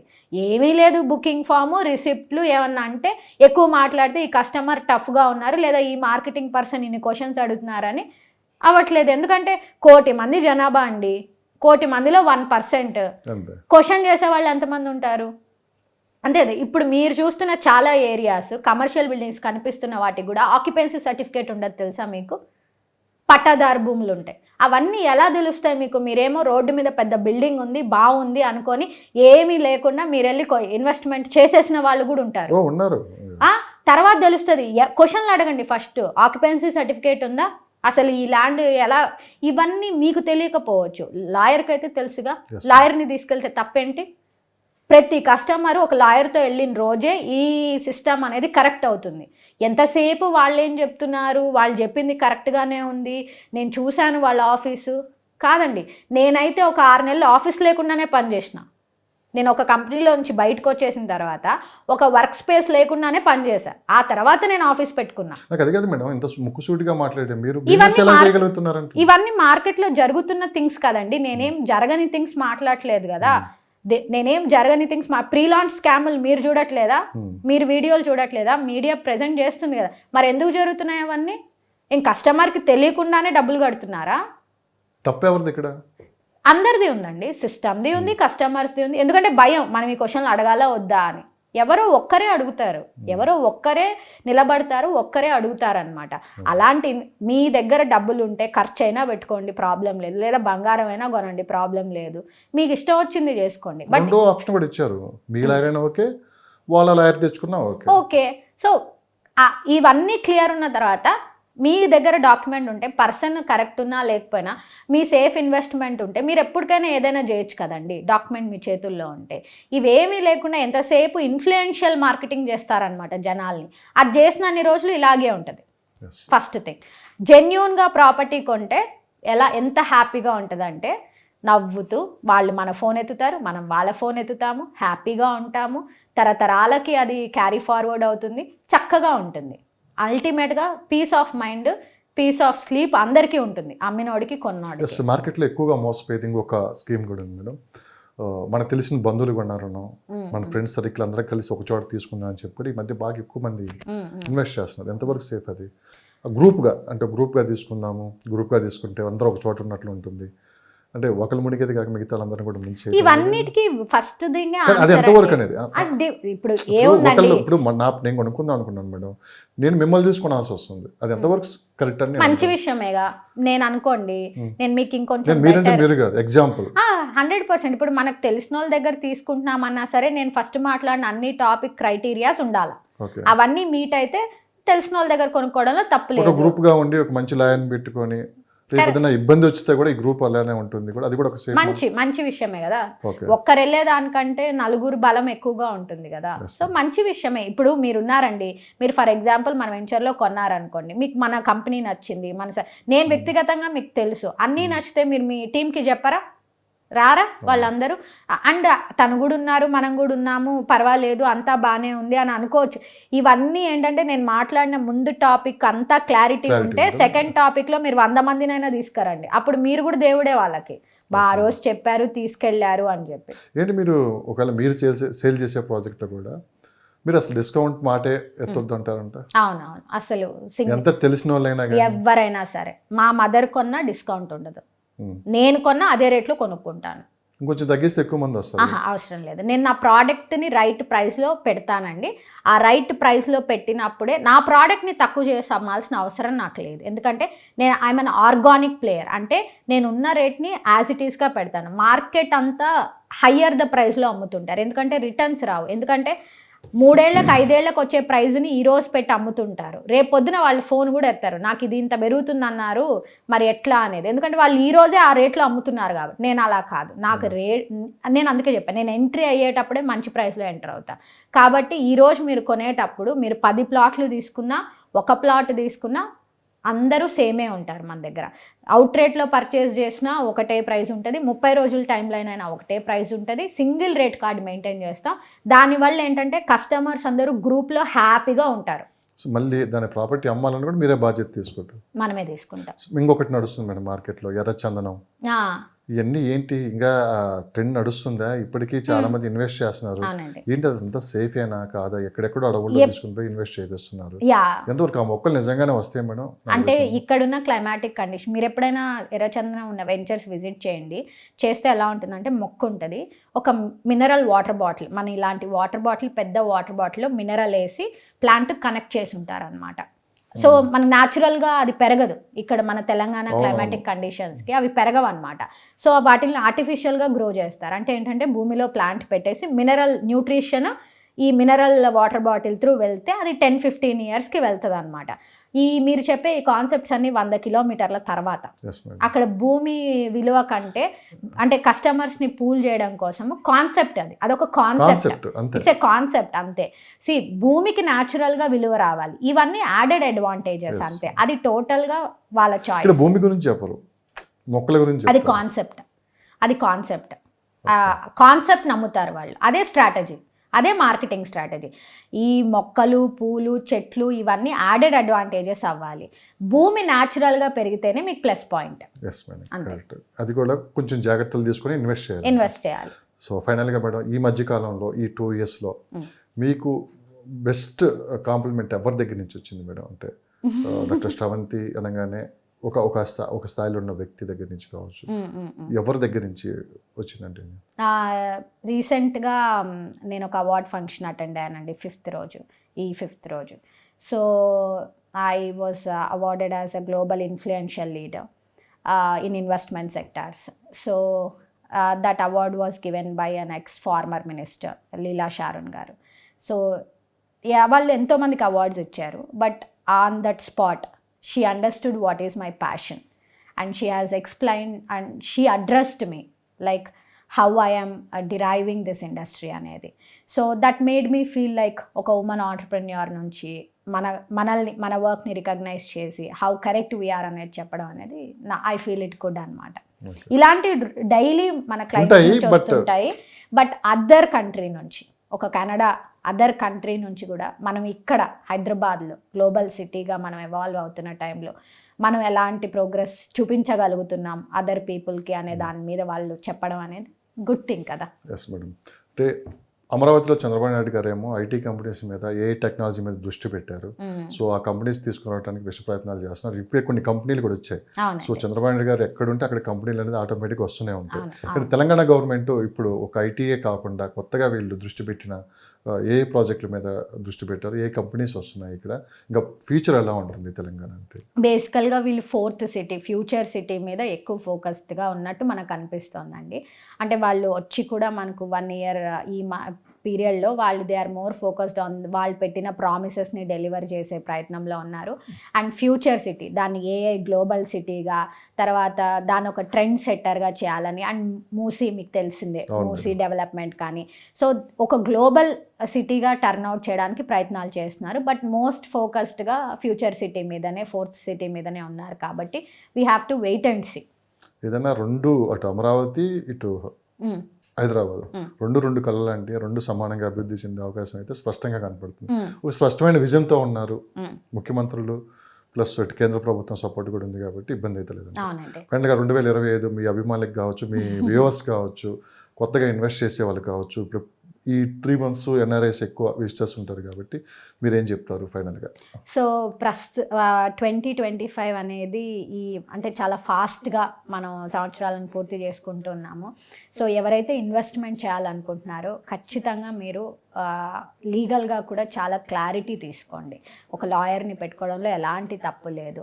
సో బ్రాండ్ అంబాసిడర్స్, పెద్ద పెద్ద సంస్థలు, వీటికన్నిటికంటే ముందు ఆ ప్రాపర్టీ ఎంత కరెక్ట్గా ఉందనేది లీగల్ స్క్రూటినీ అనేది 100% చేయండి. ఎక్కడైనా సరే ఇన్వెస్ట్మెంట్స్కి మీ దగ్గర డబ్బులు ఉంటే మాత్రం ఇన్వెస్ట్మెంట్స్ చేయడానికైతే ముందుకి రండి.